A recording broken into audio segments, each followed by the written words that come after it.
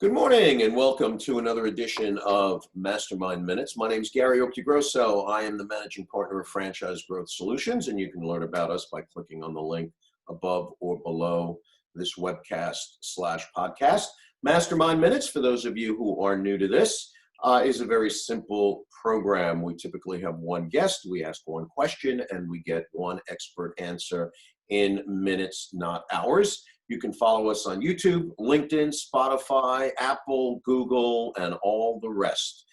Today, my guest is Kelsey Stewart. He is the CEO of Bloomin Blinds, which is a national window treatment franchise serving over 50 markets in the United States. Kelsey has been laser focused on growing Bloomin Blinds for nearly a decade, having been involved with the company since its beginning. Maintaining day-to-day contact with franchise ownership, Kelsey is one of the go-to people for questions that any of his franchisees may have. When he isn't at the office alongside his two brothers, Kris and Kevin, Kelsey looks forward to spending time with his two daughters, wife, and his dog, Sunny, which I want to know about, by the way. I'm a dog lover, or planning future travels. So I don't know how much we've been traveling in the last couple of months. With all that being said, Kelsey, welcome to the program. Thank you very much for being with us today. Before we get to the topic, why don't you tell us a little bit more about yourself, Bloomin Blinds, history of the company, and where you guys are at right now. Okay, you got it. Thanks for having me. I really appreciate it. So I am the CEO of the company. I didn't start off that way. My Bloomin Blinds was started by my mom. Kind of worked within our own family business for about 18 years before we ever franchised the concept.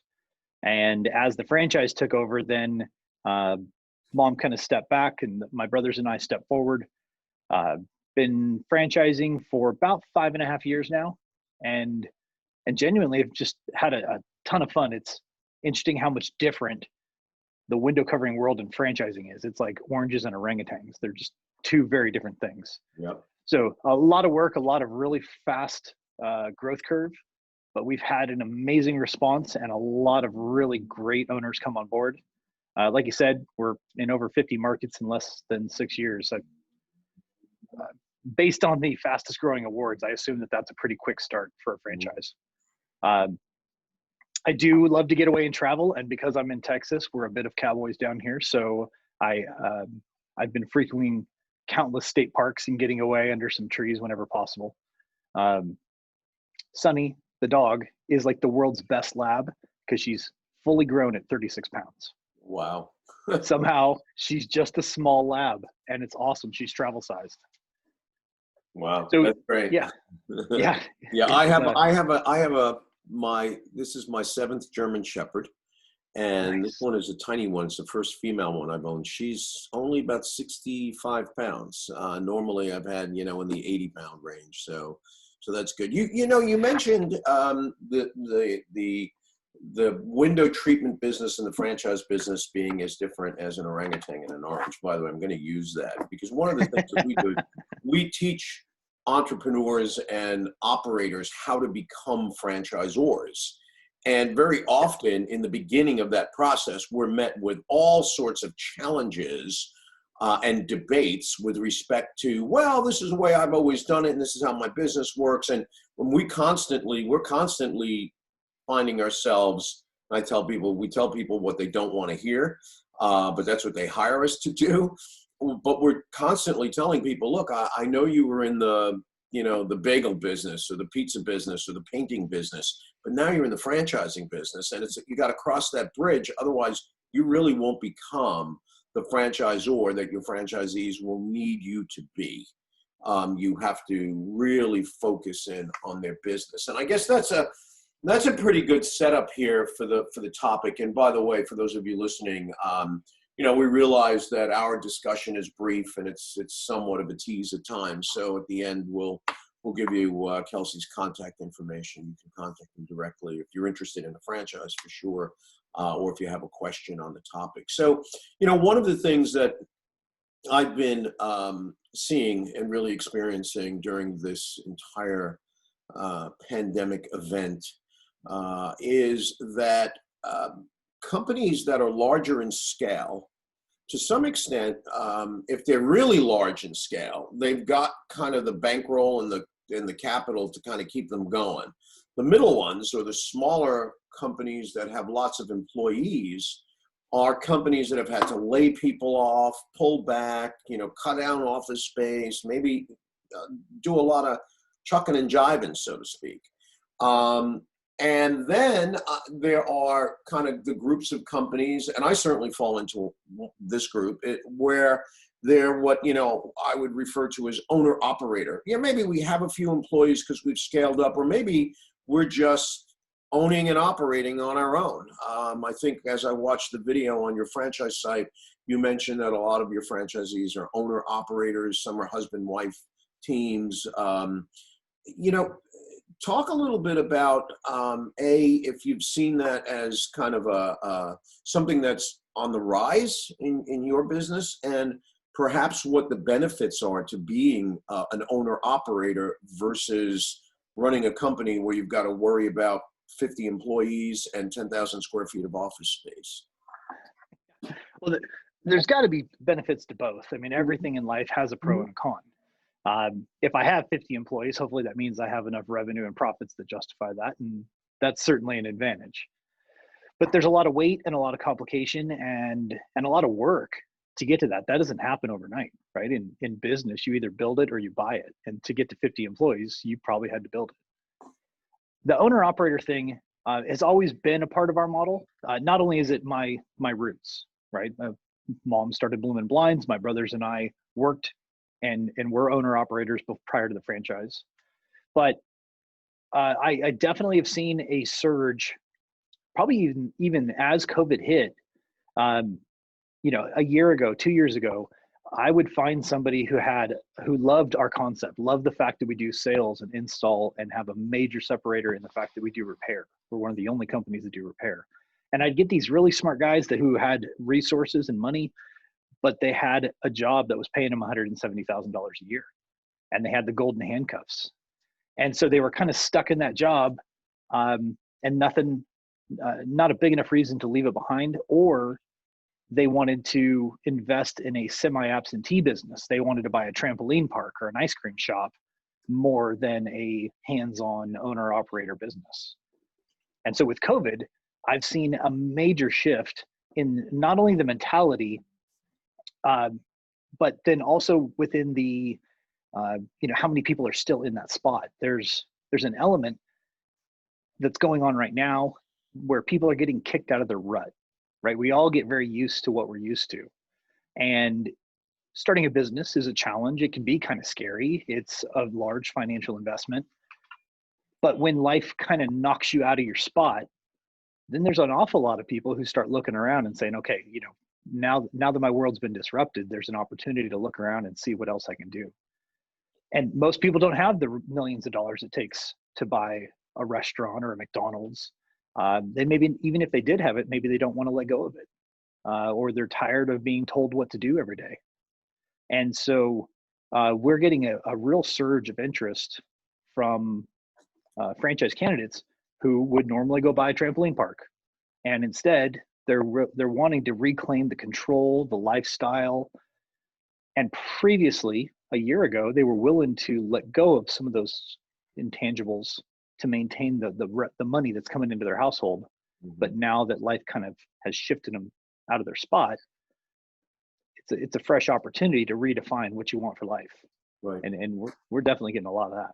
Right. Well, I'm hearing in that response three areas. There's probably more, but the three that I'm hearing are, number one, folks who have been gently moved out of corporate America are now reflecting, and they want to control their own destiny. And now that the golden handcuffs are off, they have no reason or no more excuses not to at least investigate them. And I think controlling your own destiny, people talk about owning a home as the American dream. I think that's one part of it. I think the other part of it is owning a business, because you're in control. And when you're in control, to me, that's the essence of liberty.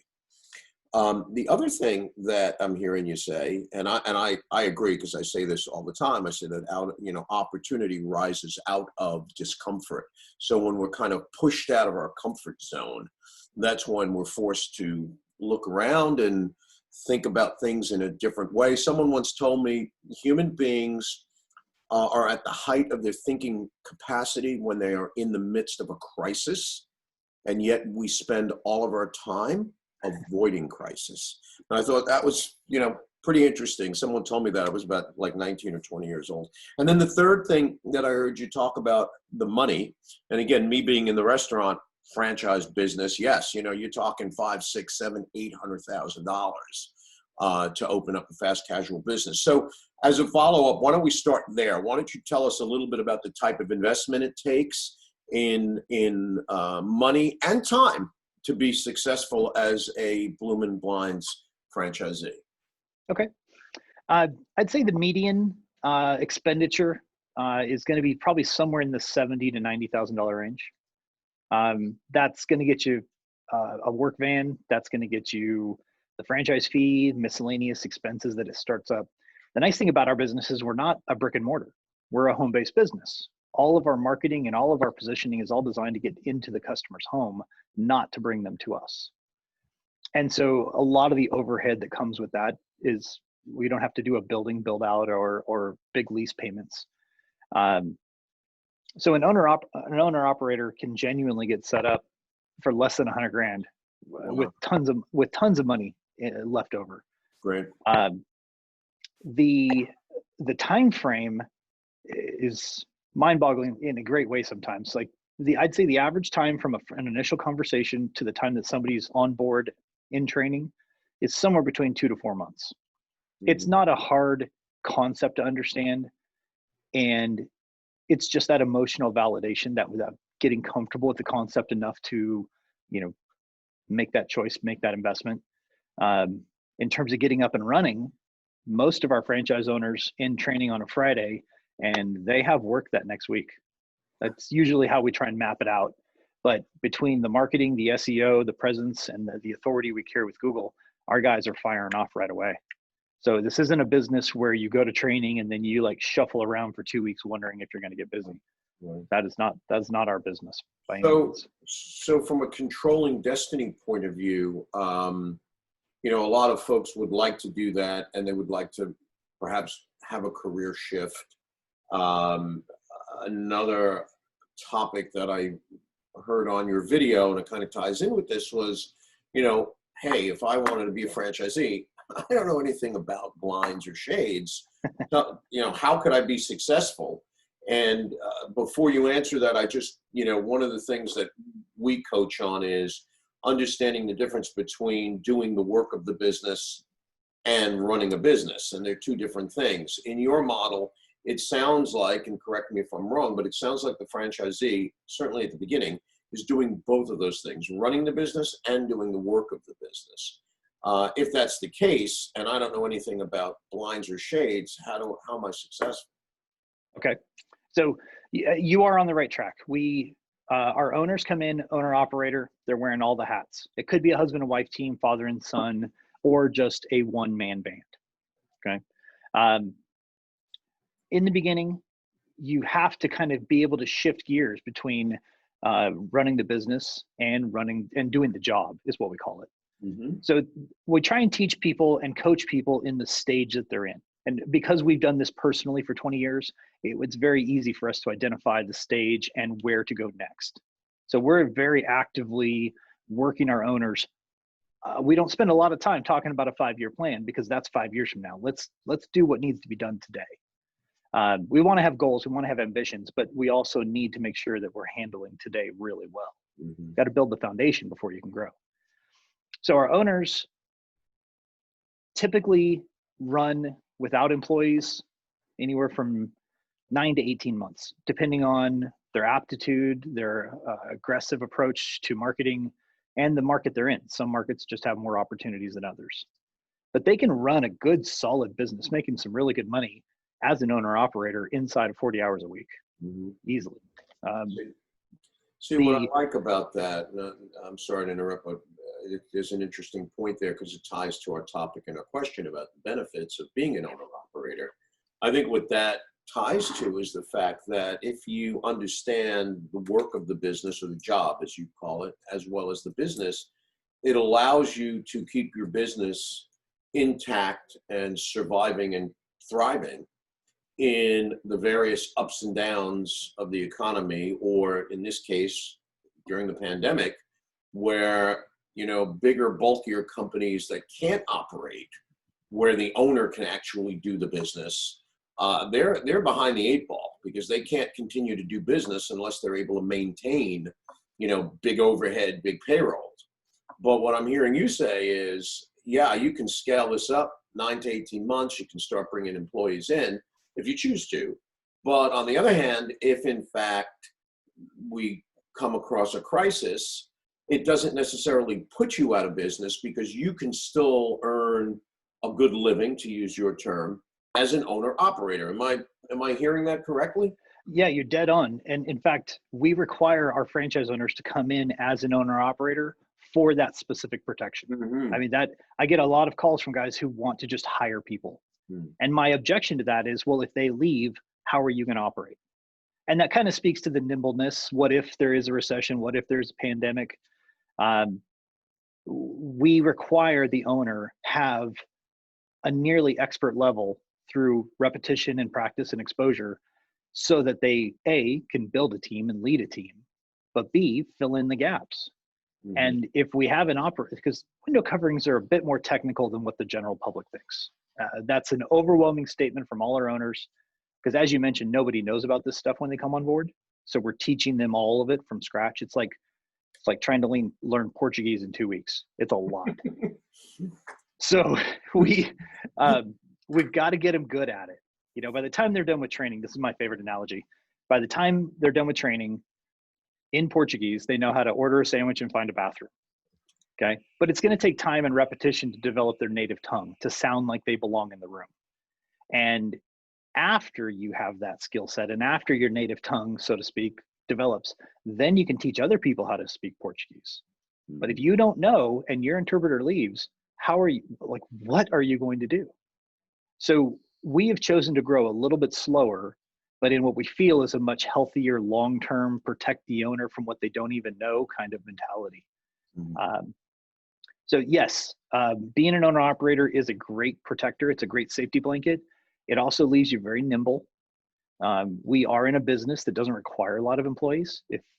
We've got operations that are over $1 million a year that have a husband, a wife, and one employee. Yeah, that's beautiful. Yeah, if you had 10 employees, you're doing $5 million a year. Mm-hmm. And blind companies very rarely get to that size. So this is a business where the owner doesn't bring on employees to replace themselves. Typically, the owner stays engaged. We need full-time operators. Mm-hmm. But they begin to specialize and separate out the labor duties. The owner may stay on as the salesperson or maybe the head of the office, but it's not so that the owner leaves. It's so that other people can add to the volume. Right. That makes sense. So just to kind of wrap this up here. So in growing the business, I would anticipate that within a territory, the franchisee is developing a bigger and larger customer base, repeat customers, getting more brand recognition and being out there. If they wanted to grow beyond that, what are they doing beyond that? Are they now looking to purchase or go into other territories? How would a franchisee build this thing up? Yeah, about 25% of our owners have multiple territories. Oh, and not all of them have started that way. A lot of them have grown and then added a second territory. Mm-hmm. So that's the empire. That's where you start to really magnify it, because it's just more rinse and repeat. It's not that the business model changes at all. It's just that you're servicing a bigger population and doing it with more roots out. Like, you've still got your tree, but now there's more roots coming out of it. Mm-hmm. So again, the fact that we're not brick and mortar, we're not establishing offices all over the place. You still have a central office. So within Indianapolis, right? Like there's multiple territories. And so you've gone from one territory to two territories. And so now you have exclusive control over a bigger patch of population. Right. Right. That makes perfectly good sense. And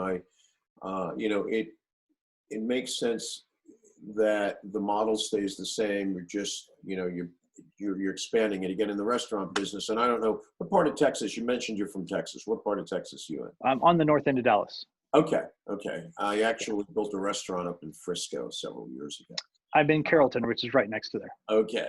So, when you want to build multiple unit bricks and mortar businesses, obviously the CapEx is just incredible because you're duplicating that building in numerous places. Whereas from what I'm understanding here is that you're actually duplicating a marketing system, because you're taking, once you are marketed in that new territory and you're bringing those customers in, or those leads, the inquiries in, you're actually then taking the business to the homeowner or the office person, wherever you're doing residential or commercial. So the need to have multiple units doesn't exist if you wanted to have multiple territories. Is it correct? Yeah. So to expand from one territory to multiple territories, really you're adding, maybe one or two staff, like a technician and a salesperson. Mm-hmm. You're adding a couple vehicles, because those people drive around in Bloomin Blinds vehicles. And then you're adding some marketing money to make sure that there's enough volume to bring full schedules for all those people, so you can maximize their time. Right. But that's it. That's all you got to add is the staff, the equipment, and the marketing. Yeah. And you're done. Yeah, that's a nice business model. And I will tell you, as someone who's been involved in the franchise business for 35 years now, almost, if I swallow hard when I say that, there's no greater testament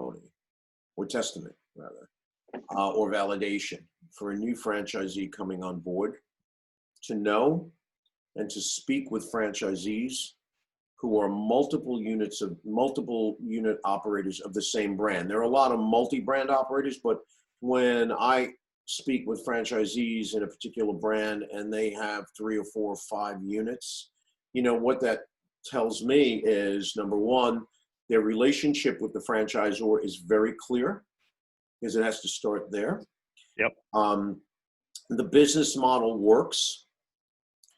They're working it, because you could have a business model that works, but if the franchisee doesn't work, you would have it. That's the truth. And then there's a measured result that they're satisfied with, that they're going to go and say, hey, you know what? I want another bite of the apple. Let's do that again.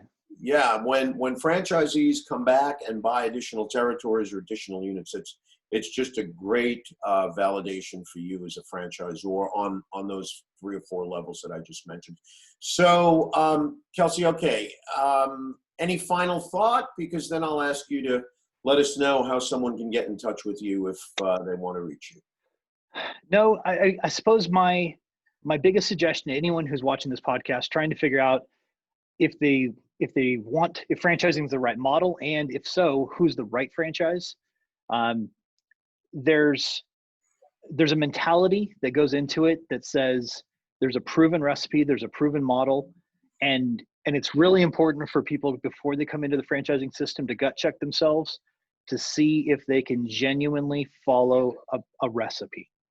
Are you a tinker, or are you a person who naturally deviates? Because every time you deviate from a franchise recipe, you are costing yourself money.